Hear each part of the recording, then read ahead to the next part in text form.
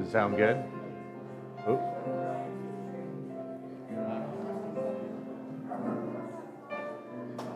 My, I am green. I'm green.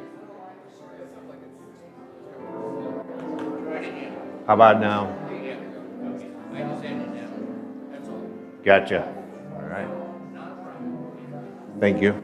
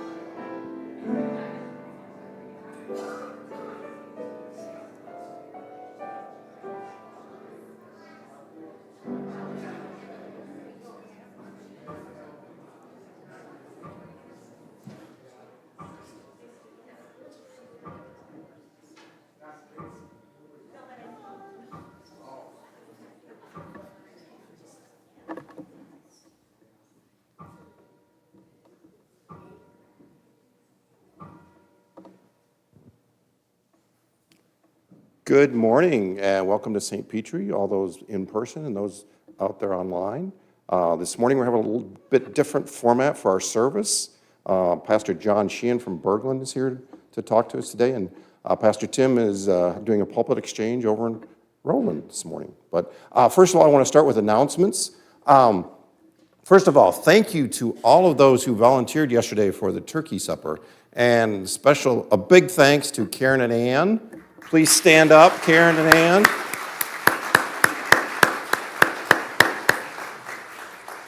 Thank you for coordinating this wonderful effort. I think the food was great, the fellowship was great. Unfortunately, the people didn't show up to eat the turkey. So after service today, we have plenty of food for sale, so please come on down. If you're listening online, please come to the church and buy some turkey and stuffing and pie and all the accoutrements that go with it. So are there any other announcements from the congregation this morning? All right. Today's service, as I mentioned, will be a little bit different. It won't be the traditional service that we do. Pastor John Sheehan from Berglund and Rowland will be giving his presentation about his visit to Ukraine. He will give his presentation. Then after the presentation, we'll have an offering collected by the ushers, and then you'll be free to go downstairs and buy all the turkey you want. So, Pastor John, I'll turn it over to you.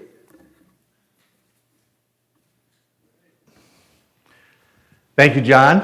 I think it's appropriate that you have a weekend of turkey dinner and then listen to a turkey. So, thank you for the opportunity. You know, back in February of 2022, a lot of us were watching the Olympic Games. And in one of those scenes during the Olympics, you saw Vladimir Putin sitting alone. And the commentators making the suggestion of what is going to happen in the next few days once these games are concluded. And as most of you on February 22nd of 2022, we got our answer. Ukraine was invaded. And as Lee and I, if you're not familiar, Lee is my wife, we're sitting in our living room and watching in horror the events that were taking place. I just felt something, and I turned to her and said, we've got to do something. So, just so happened I had a mutual ministry meeting shortly thereafter, and we talked about maybe bringing a family in. We contacted our senators and everybody that we thought of that could be helpful, and to be honest, we really heard nothing back. And I think it was still new enough that they weren't able to do anything. And shortly after that, I had a meeting down at LSI in Des Moines, and they had mentioned to us that typically when they place people, they like to place people in groups in like communities like Des Moines and Cedar Rapids and Iowa City and Sioux City and Davenport, that the likelihood of that happening would not. It just so happened I was doing a training in Johnston, and a guy that I was working with and have been working with for years in that training said, there's a group of us going to Ukraine. Do you want to go? Wow. The prayer had been answered. The call was there. And now was a matter of, could this happen? And you know, that's tricky. It's tricky when you've got your family and you know that you're going to be leaving and you don't know what you're going into, because the time we went is when they were getting everybody out of Ukraine and we were going in. So a lot of uncertainty. So it was supposed to happen on Father's Day. That didn't work out. It was supposed to happen in early August. That didn't work out. And finally, on August 14th, which happened to be my wife's Betty-Ann birthday. And if you're wondering, what's a Betty-Ann birthday? There was a firefighter in New York who told his sister when he turned 50 in the year 2000, he said, I was born in 1950, and I'm going to turn 50 in 2000. Born in 50, turning 50. And he thought that was really cool. And his sister remembered that story, and then a year later, he was a firefighter that went into the Twin Towers and perished. And she remembered that, and ever since, that has become a part of the vernacular of what a Betty and birthday. So, if you're wondering, if you think of the year you were born, and when you turn that age, that's your Betty and birthday. Now, for some of our younger kids, that's going to be a long time from now. They'll have to live a while. But we're driving up to Minneapolis on my wife's birthday, and she's wondering, I'm wondering what is going to happen. A lot of missile strikes had gone on leading up to all of this. In fact, a shopping center had been blown up indiscriminately. Schools, hospitals, places that you would not suspect were getting hit. Along with the idea that we weren't sure if we were going to have food, electricity, water when we got there. We hoped that we'd meet up with the guys that were going. The gentleman that was from Decorah and I were flying together, but then we had our interpreter and the main trainer flying separately, and we're hoping we could all meet up.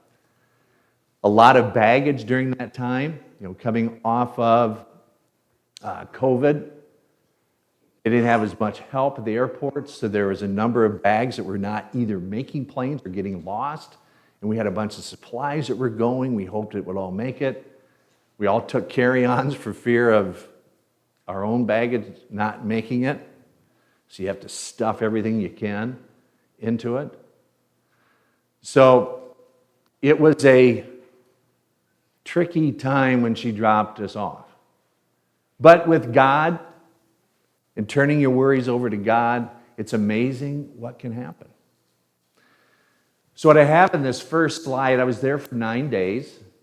Where we went was from Warsaw to Rivne, Rivne to Kyiv, Kyiv to Dnipro, Dnipro to Lubna, and then back to Warsaw.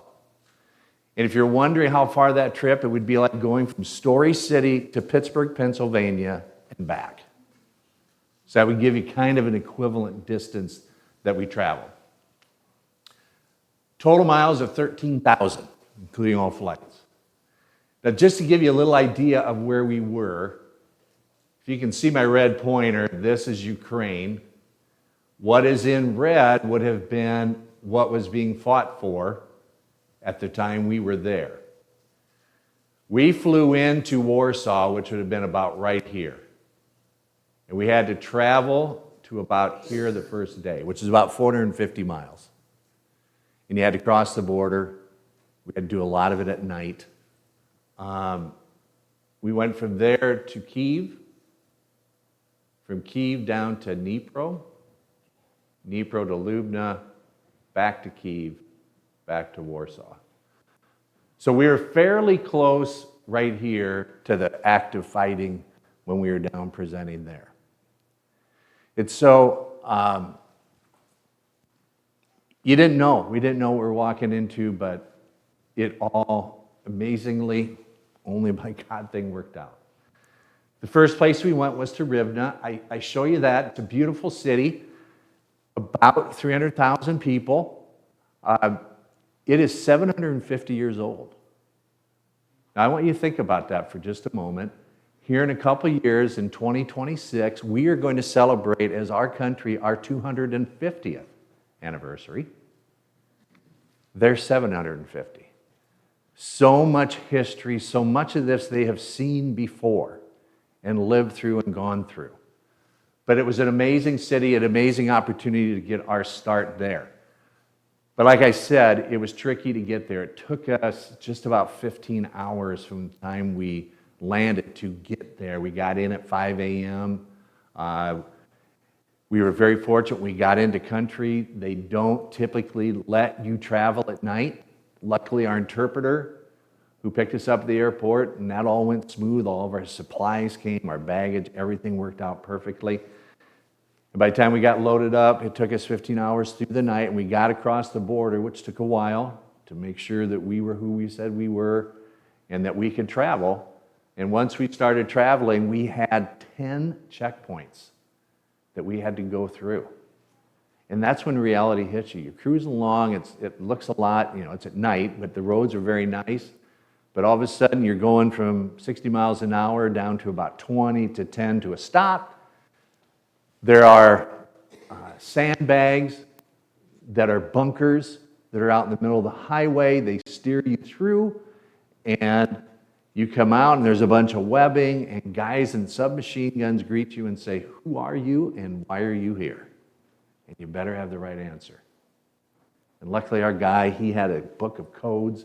He knew exactly what code at every checkpoint, and we were able to continue on. We drove by a lot of cars that were stopped, and you just sit here, because they had a curfew from 10 at night until 6 in the morning. If you got to one of those checkpoints, you didn't go anywhere until the next morning. Security, that's what it looked like. This would be example of the bunkers that were set up that we would have encountered with all the sandbags and guns. This is in Rivne.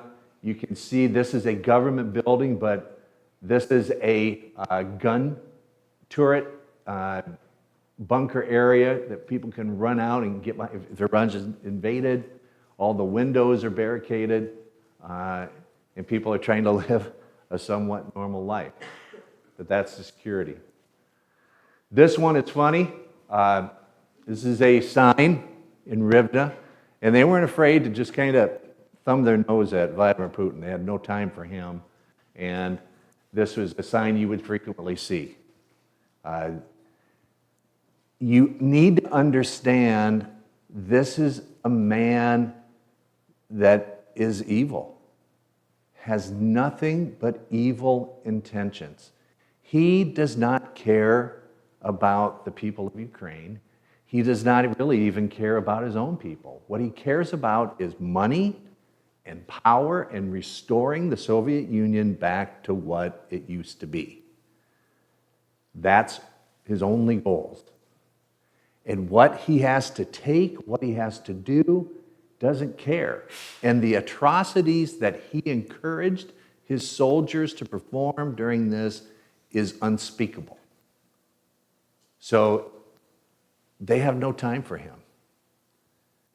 But all they want, all they desire, is to be left alone and to live peacefully. But yet, he won't abandon that. One other quick thing, just back up on that one, maybe. Oop, here we go. With him, this is a guy that has been studied and followed for 30-some years by intelligence people from the United States. I've been asked the question, so why don't we just take him out?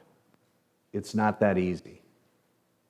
One, though we know where he's at and what's going on, he knows where our people are at and what's going on. We could have people taken out as easily as he could have people taken out. And so just taking him out is not really an option, because the dominoes that could fall after that would be even more catastrophic. Other questions related to him, why are we sending so many things over there? And I realize that is a very political issue, and I don't want to go deep into that, but I will tell you that if you think he's going to stop at Ukraine, I will tell you, you are sadly mistaken. He wants everything. And you think of who he's trying to partner with. They want world domination. And so, fighting him off and to see the resiliency of the Ukrainian people is absolutely amazing.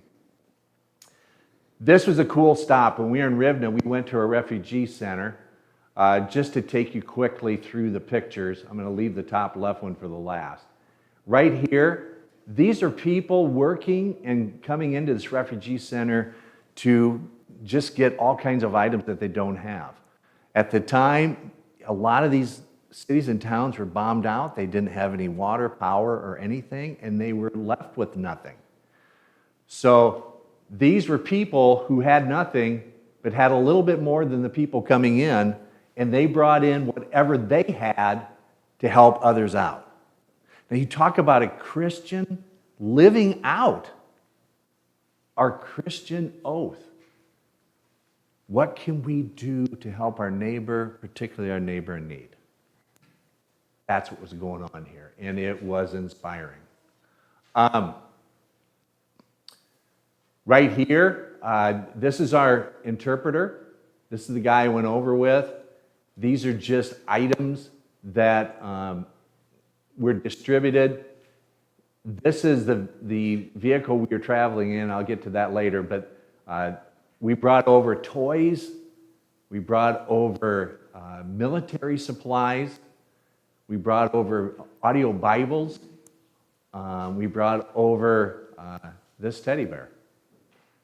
And this guy here bought this for $5 at a garage sale, not even knowing what he was going to do with it, and decided, you know what, I'm going to take this over. And it's so inspiring because you think of the face of that little girl who did not have a smile in her face coming in, was with her mother and her grandmother, and either grandpa had been killed, dad had been killed, or dad was serving in the war. And all they have is each other. That's all they had.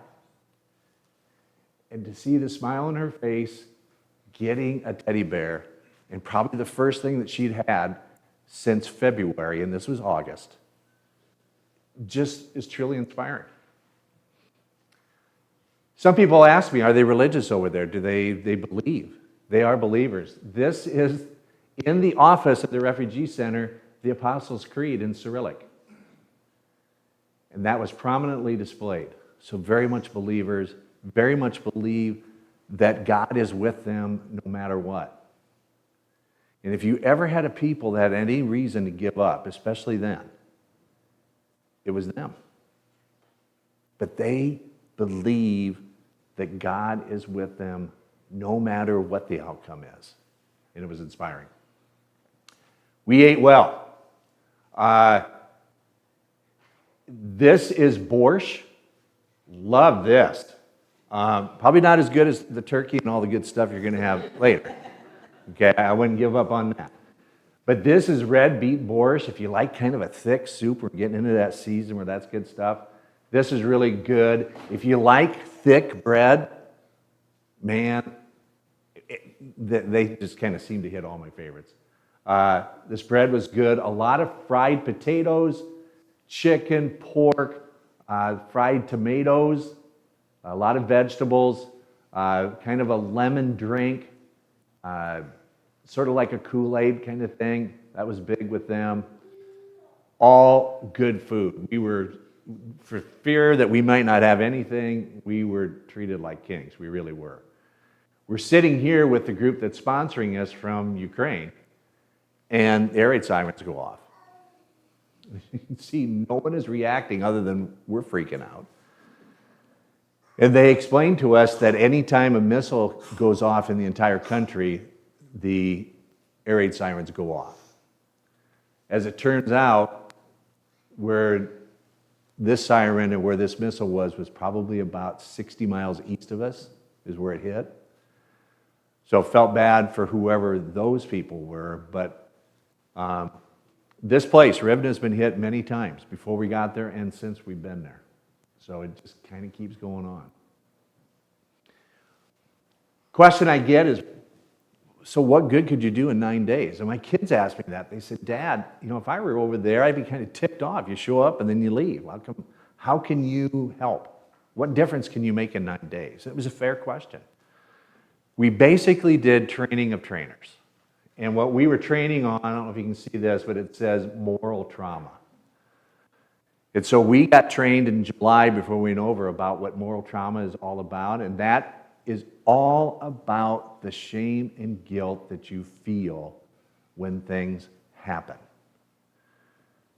The shame and guilt that if a Russian soldier comes into your house and you have to pick between them and your family and you kill them, there's still shame and guilt about killing them. The shame and guilt, you're zip tied and lined up in a line. And the Russians just indiscriminately are killing people to your left and right, and they happen to leave you. Why me? The shame and guilt of that. Greg, the main presenter, used some examples from our country to help them to understand it. And I'll give you a couple that he talked about. Coming off of COVID, and he works with, he's been all over. He's been to Columbine, he's been to tragedies out in New York. Anytime there's been a tragedy, he's been called in to help process that with people. And his most recent visit prior to this was working with a nurse in New York. And there were two people at this hospital that she was working with. One was 65 and one was 17. They had one ventilator and had to figure out which one. And the doctor said, "Who's getting it?" And the 65-year-old guy said, "You know, this 17-year-old has all his life in front of him."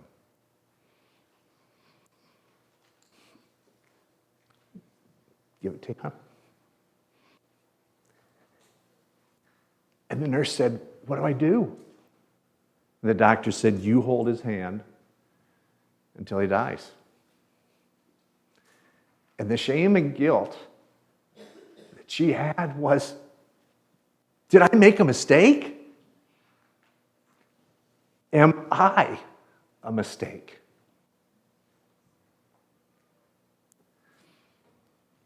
And that's a hard thing for people to deal with when it is real every day of your life. When you have soldiers coming in, you have to decide, do I kill them? Do I not? What do I do when there's things I can't control? Down at the bottom, these are soldiers that they lost 5 of their comrades that day when we were training them. So it was real. And how to deal with that, and then how to go on and fight another day. Now, Japanese kintsugi, if you're familiar with that, that is, what kintsugi is golden ribandori, they call it. In Japan, if you drop a priceless vase, and you imagine something that's very valuable in your life and drops and breaks, what kintsugi is taking gold lacquer and putting it all back together. And it's actually more valuable than it was before it was broken. So though we're broken, we can come back. We can overcome that.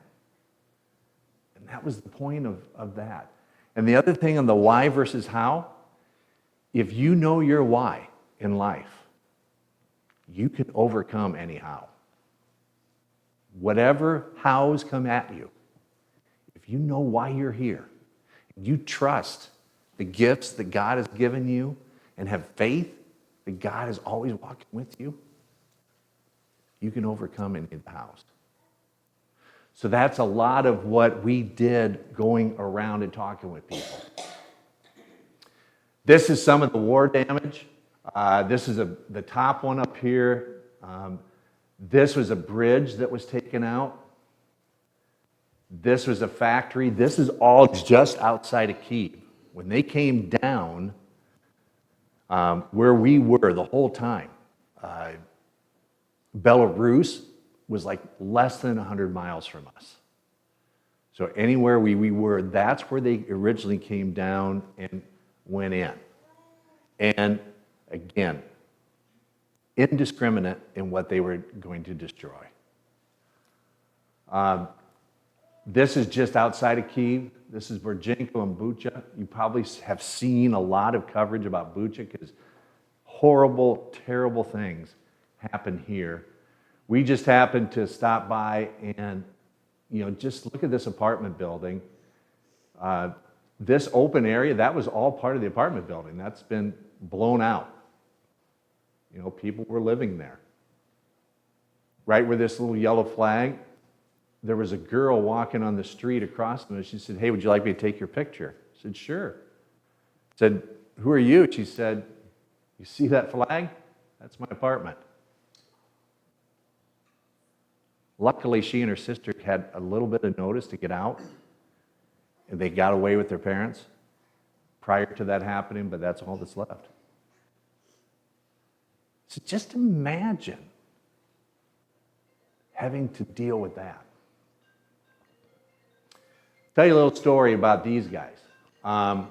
First of all, this is the van we were in the whole time.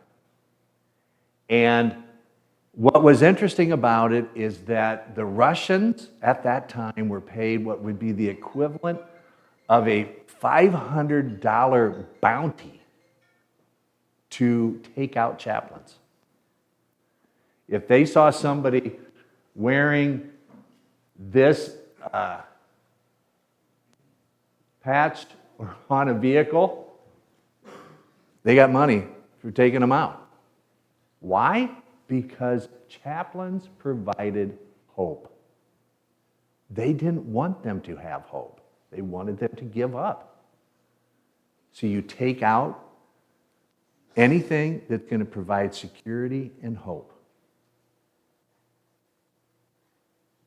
That's why they hit hospitals. That's why they hit schools.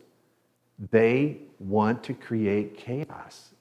It so much looked like, and being a former history teacher, felt like, seemed like, brought visions back of what we taught about World War II and Hitler. This is Hitler in today's version through Vladimir Putin. Power, money, greed. It's what motivates. So anyway, these two guys, Alex and Eugene. Eugene was our driver. Eugene was amazing. Eugene knew all the codes. He got us everywhere. He was in Bucha the night this happened. He's on his 12th floor apartment. And he looks out and he first sees 1, then 3, then 37 military helicopters shooting missiles indiscriminately and praying and hoping that his building is not one of them that gets hit. And Eugene had to make a decision right then and there. Do I stay and hope that everything's okay? Or do I pack my family up and leave? Now just imagine for us, if you're in a situation where we're sitting in here today and tomorrow you have to pack up everything you can in your little car, whatever it is you can fit in there, and you're driving to Mexico and hope that someone takes you in there. That's the decision Eugene had to make, and that's the decision he made. He packed up his wife, his daughter, and went to Poland, hoping someone would take him in. And luckily they did. Meanwhile, he had 2 successful businesses. He bought cars to the United States that were wrecked, redid them, and sold them at a nice profit. And he was a woodworker. So he made cabinetry. 2 flourishing businesses. His wife was a kindergarten music teacher. In less than 12 hours, they abandoned all of it.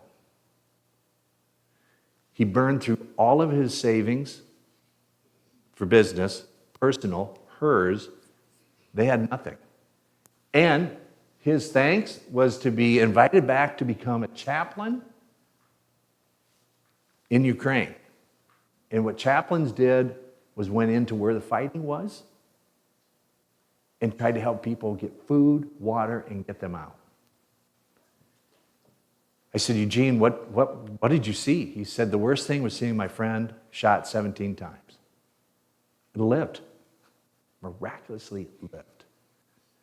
And the other thing was being next to a building while missile strikes are coming down all day long and bombing out everything and praying one didn't land where I was. And he got paid nothing. They all were just living off of the generosity. If there was ever a reason to doubt and give up on God, Eugene had every reason. But yet, he would be driving along the road, lifting his hands and singing Amazing Grace, and thanking God for every day that he had, and knew God was with him no matter what, good, bad, or indifferent. It was inspiring. We hoped we could inspire. We came away more inspired than we ever inspired them. They are such Christian, awesome, resilient people. Alex, our interpreter, he lives in Atlanta. Fabulous human being. He's a pastor of a church. He also owns 2 bakeries. He is an engineer, and he's a chaplain for the police force in Atlanta. Along with, he's made 2 or 3 trips to Ukraine since we've been there, trying to help out. Fascinating people. This is Kyiv. 2 things. The flag, if you're wondering why blue and yellow, the blue represents the sky, and the yellow represents Ukraine as the breadbasket of the world, especially over there. I mean, the United States certainly is huge, and especially us, but Ukraine looks a lot like us. You're driving down the road, you see corn on the right, sunflower seeds on the left. They are the largest in the world in getting grain, seed grain, like sunflower seeds, that kind of stuff, and oils in the world. And so, and then Kyiv, I didn't realize that was 3 million people. There's a lot of people over there. I try to point out what this is. These are tank traps. So it's just a constant reminder that, if the Russians show up, man, they'll pull these out and it can stop advancing tanks from coming in. This is the church right across from where we stayed. And all these are sandbags and barricades in case they bomb the church to try to protect. This was amazing. These are road signs like we see out on the interstate, but they are clever enough. They have scratched and etched away all of what the sign said, because the Russians would use these signs to figure out where they were going. So they just said, we're just going to confuse them. They won't know where they're going because there's nothing there to tell them where they're going. So it was pretty amazing to see that. This is Dnipro. It's our 3rd stop. It's kind of in the southern part, about 1 million people, beautiful. It's along the Dnipro River, sort of a resort area that they would go to if things were not as tricky as they are now. We ran into some friends. The guy on the right, that's our main trainer, Greg, but they had been over there in 2019, and they met this young lady. She is a mother she has a daughter that we got to meet, and she had literally risked life and limb to come over to Dnipro to see Greg and to listen and talk with him. Literally days before, her aunt had been shot and killed in their house. They burned her house down. And so she had her car and her daughter. That's it. They got to us. She was able to secure an apartment over in the west, but there was a lot of Putin-friendly people over there that tripled the rent on them. So here's a woman that has no money, going somewhere and hoping there's stuff there.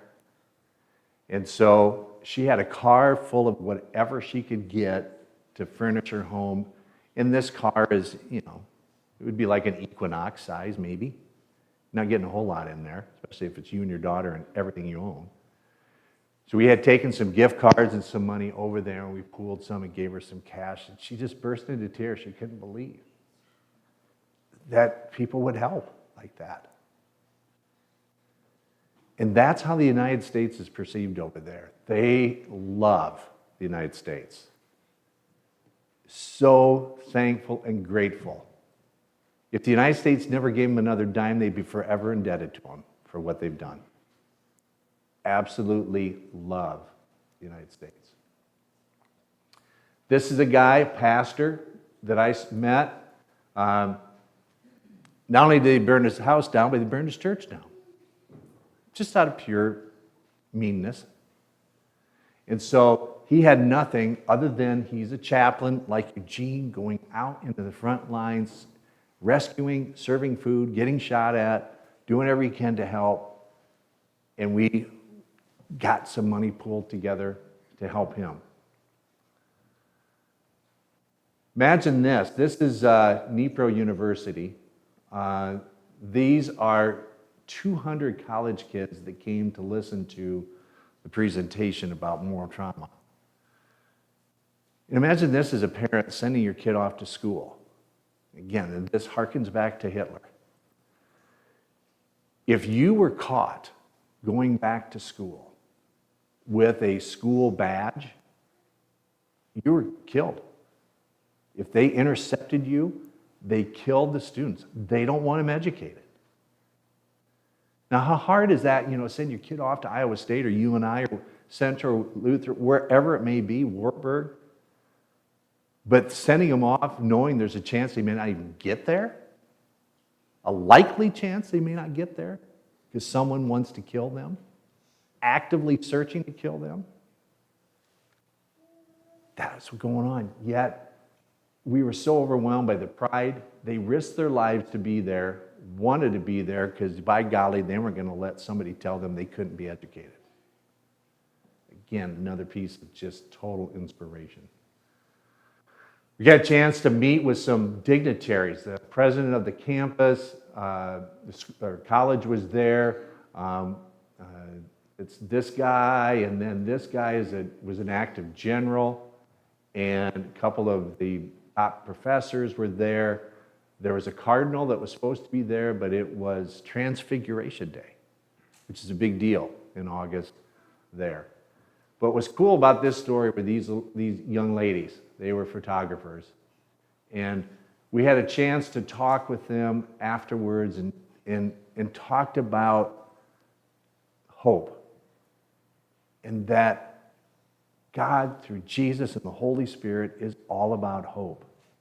And they just burst into tears because that was something that they could hold on to and grip. This guy, he gave us the tour on campus, but he was in an airport in Crimea when it was being taken over. He and two other guys were in that airport warding off a unit of Russian soldiers. And he's like the equivalent of a Congressional Medal Honor winner for the United States. That's this guy. You would have never known it by how humble he was taking us around and showing us around campus. But he held off a unit, he and two other guys. Amazing. So right now, he is an instructor, a professor at the campus during the day, and a sniper at night. A guy you don't want to tick off in class. Whew, amazing. This is a pastor that, fascinating story here. I'll watch my time. Tim, who is from Decorah, he was talking to him, and this guy said, I just came from the war yesterday. He was telling us about getting shot at and bombed, and he and his daughter escaped out of there to come to see us in Dnipro. And there was a gathering of chaplains at that time, too. And he said, we are trying to start a bakery. He said, we just need money to start. And Tim, you can see his little fanny pack there, right here. He reached in and gave him $1,000. And the guy was just overwhelmed by that. And then Tim had other people that he knew he went to see. Meanwhile, this guy and the other man that was leading the whole thing said, wow, that's an amazing gift. If we had $500 more. And they were praying, if we could have $500 more. Now, Tim, he is not part of this conversation. He hasn't heard anything. And he comes back and said, you know what? I forgot. I have $500 here. I forgot to give you this. And they look up and go, you're kidding me. They had the money to start a bakery so that people where they're at who have no food, no water, no power can have it. So that was just absolutely a God moment there. We stopped at a gas station. I show you this, and that there's a guy there probably near my age and a very young lady. And he was out having a smoke, and she's just kind of looking, and they were headed. They had just been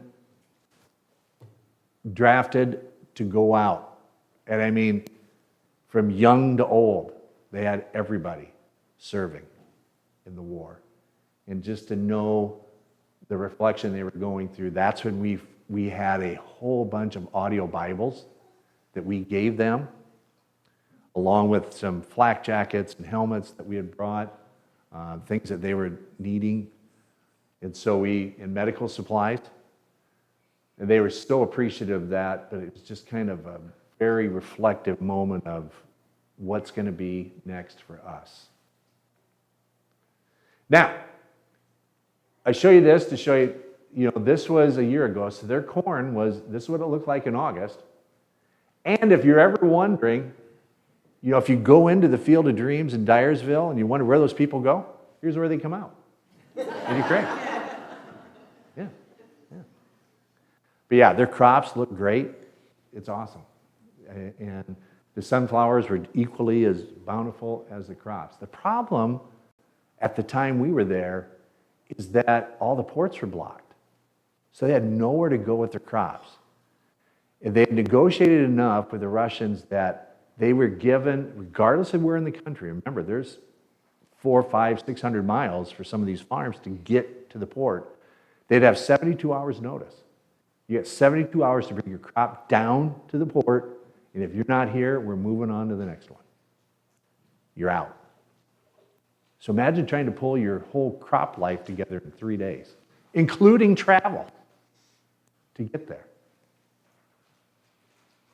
Just some example, a huge thing was a lot of markets. You're going to see a picture of that. They did a lot of bartering. Since they didn't have any money, they would raise crops and give to each other to try to help each other get through the day.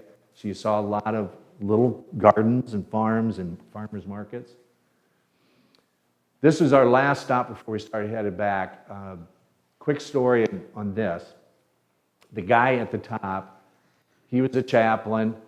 We were having lunch together, and we were supposed to go back to where we were presenting, and I could tell he just needed to talk. The picture he has is of his brother, older brother, who was serving. And where he was at, he was captured by the Russians, injured while he was captured, was in a military hospital that the Russians are running. And just to show you the evil of Putin, Putin bombed his own hospital, killing even his own people. Because it was a hospital trying to make a message, he did that. And this guy, miraculously again, he had survived, but when his parents found out, they all had like heart failure. So he was spending that week going between the hospital where his brother was at and going and taking his parents, who were 50 or 60 miles away from that, and trying to go into areas that were being attacked. So it was just a vicious circle of things that he was dealing with. And he just needed to talk. We got a chance to do a church service outside. And I got to lead this one, kind of an improv altar with communion. And actually have on the stole, I'm wearing the suit And that's the stole. I was ordained here, for those of you who don't know it, 3 years ago. We had derecho hit at Roland, so thank you to everybody here for this event to take place. I'm forever grateful to St. Petri for that. But anyway, this stole I took with me. It has a lot of personal meaning to me. And we did communion. And so we're having this church service, and all these people are out there, and they stand the whole time. I said, you guys can sit, and they wouldn't sit. We did communion, and they were really hesitant, but they came up. And I said to them, how come you didn't sit down? He said, well, that would have been rude. You're leading church service. We can't sit while you're leading a church service. And I thought, well, that was really kind of them. And then I said, how come you didn't come up for communion? And they said, John, we have never had church outside in our lives. Never done that before. But because you guys have been so giving and kind, out of respect for you, we came up. So it was amazing. And I was telling them afterwards, you got all these extra wafers, and I said, we as Lutherans, we give it back to the earth. You can throw it on the ground, you can just pour it down. And Alex came up to me and said, John, we'll never do that.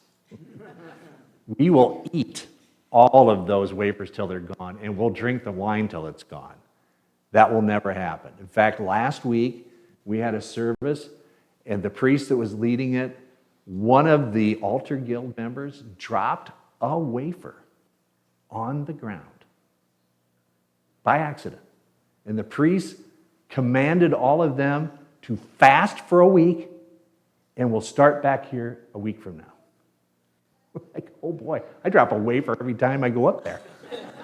Kind of try to kick it aside or whatever, but wow, it's pretty strict. So what we did and what they're used to, we really introduced the concept of grace to them, and they introduced to us the concept of don't mess with us too much.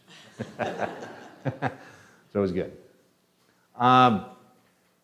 Fortunate, when we were there, it was their Independence Day celebration of when they broke away in 2014 from Russia.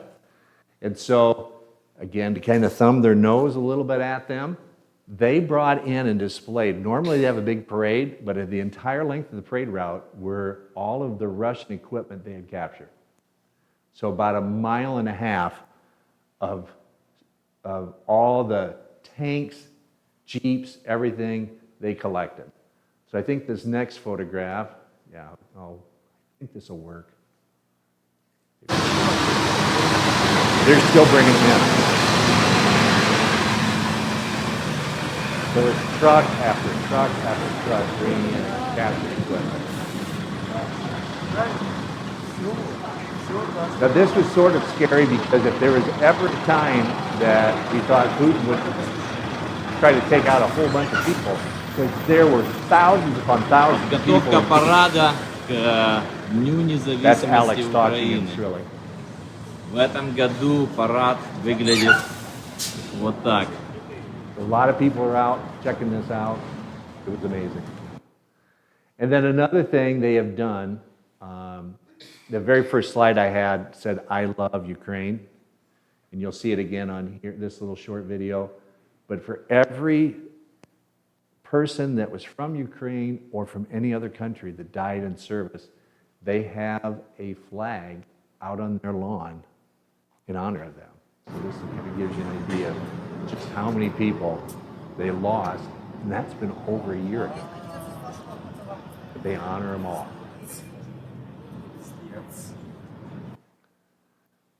This is more of the government plaza. We were probably, again, we couldn't have been treated nicer. We got there 7 o'clock at night, and this is right in the middle of this going on. And there's nowhere to park. Nowhere to park. And Eugene comes in, and we got this big van, and there's a guy comes over. It's a police officer. There's a couple of police officers there. There's a guy that's parked. They move him out, and Eugene just whips around right in front of the government plaza. And as it turns out, the colonel of the entire Ukrainian army, who's a fairly young guy, he just moved him out. and then gave us a personal tour of that area. So we were really humbled by their generosity to us, because they wouldn't have had to have done that.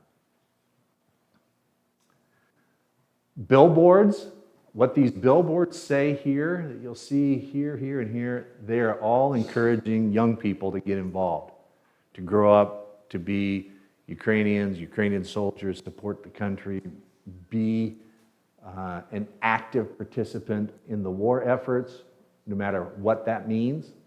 So you saw those everywhere. Again, this is an example of a market where they would barter with each other to get stuff. This is the day we were leaving. Again, Eugene worked his magic. The blue is Ukraine, the red is Poland. When we got to the road to get into Poland, the cars lined up for over a mile to get out of the country. And Eugene just goes to the other side of the road, drives all the way up to the front of the line, says whatever he says, and all of a sudden we're let in, because we were worried about making flights. When we got to the part of getting out of Ukraine, we asked the people next to us how long they'd been in line. They had been in line 10 hours just to get to the point where we were at. And it was another 2 hours to not only get through Ukrainian border, but then to get into Poland, another hour or two there to get through. So I can't imagine how long it takes people to get out of the country, and even, not as many coming in, but a lot of people trying to get out. Just to tell you a little bit, I want to check and see if I brought some stuff in. Otherwise, yes, okay, I did, good. Just to give you an idea, remember that bakery I was telling you about? Fully functioning. These are pictures we received after we got back. They got the bakery going. They were distributing these items. You can see that guy again down here at the bottom. They're giving all kinds of bread out to anybody that needs them in the areas that are under Russian control. I've done these presentations now in 16 or 17 different churches. And through the generosity of all the churches, we have a direct connection. You know, you can give money to Lutheran World Relief, to the Red Cross. You know, the Red Cross, it's great, but 6% of that goes to the Red Cross, and 94% goes to wherever it's going to. Lutheran World Relief, 100% of that goes to where you're going, but it takes a while. It may be 8 or 9 months. So the money that I receive from anybody goes to Alex, the guy I was telling you about, and he immediately, within 2 or 3 days, that's in the hands of Ukrainian people. And that bakery got going. We bought snow tires for the chaplains, because winter there is rough. So they got to get where they got to get, takes snow tires to get there.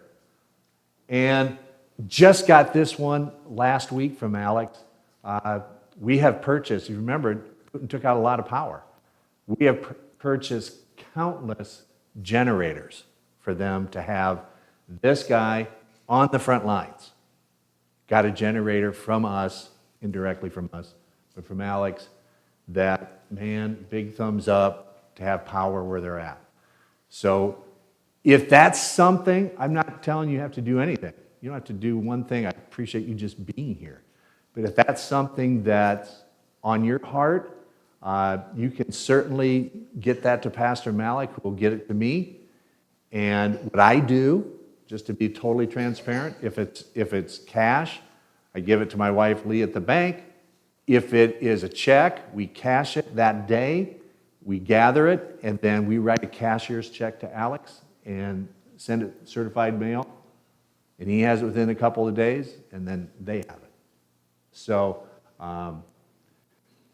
that's not telling you anything. If that's something you want to do, that's great. It's just, again, they love the United States. They're so appreciative of all the things that we do. We were coming out of a gas station, you know, and they're looking at us, and we feel like we look enough like them You know, they're kind of like Iowa. And we said to Eugene and Alex, how do they know we're Americans? He said, oh yeah, they know you're Americans. But how do they know? Because you're smiling. No one smiles here. You're smiling. You know, how much do we take all that for granted? That we can smile every day in the lives that we lead, when you're faced with what they're faced with and they literally have nothing, but yet so grateful for anything that they receive. All right, now, I have a gift for you that I want, let me take it over here. I told you about those little girls that were taking pictures, or young girls that were taking pictures. And I give Lee total credit on this. We were encouraged in all of our stuff to bring gifts over there. And so Lee found crosses that are from Bethlehem, Israel. They look like this. They're made of olive oil. I keep it in my pocket every time. But what brought them to tears when we gave them these is they had something to hold on to. Always have Christ to hold on to. So what I have here for you, I may have some ushers when we do the offering, or I'll try to do it during offering. I've got a little bookmark that's a Lord's Prayer, and then you can each have one of these crosses. Just a little reminder of, you know, if I need something to hold on to today, you got it. Questions you might have, and let me look. Oh, it's not even 11 yet. Whew. Whew. Yes. How many people were in the group that you went with? 4 of us.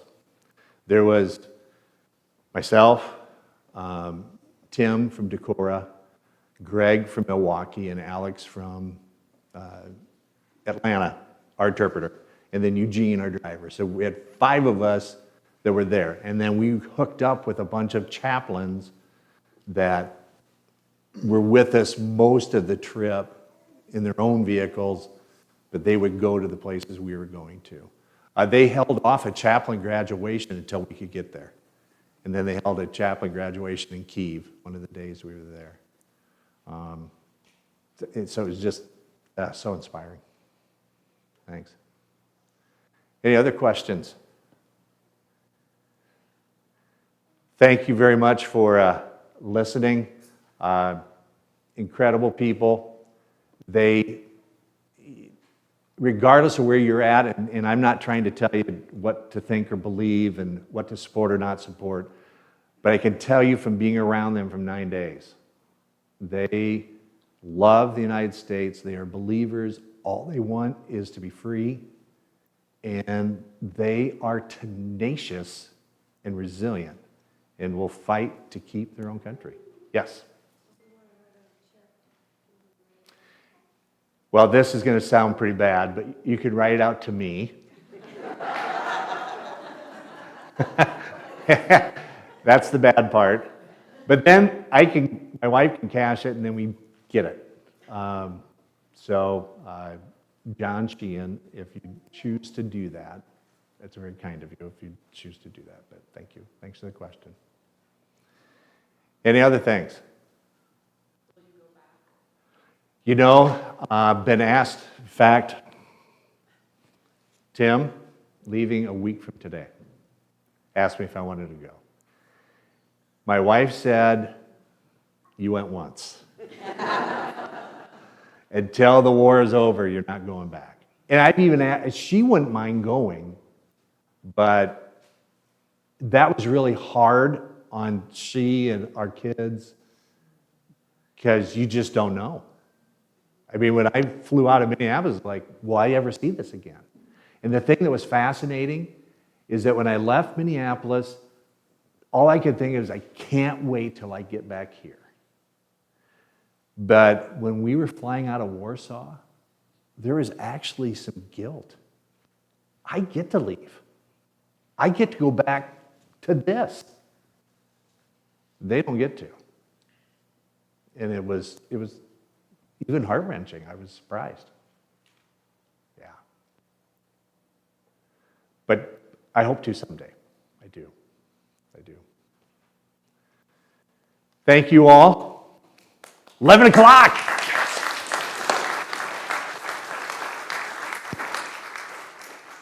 From Turkey, soon for you to Turkey. So, thank you. I think we got an offering going, and I'll be around to you. I got stuff. Thank you.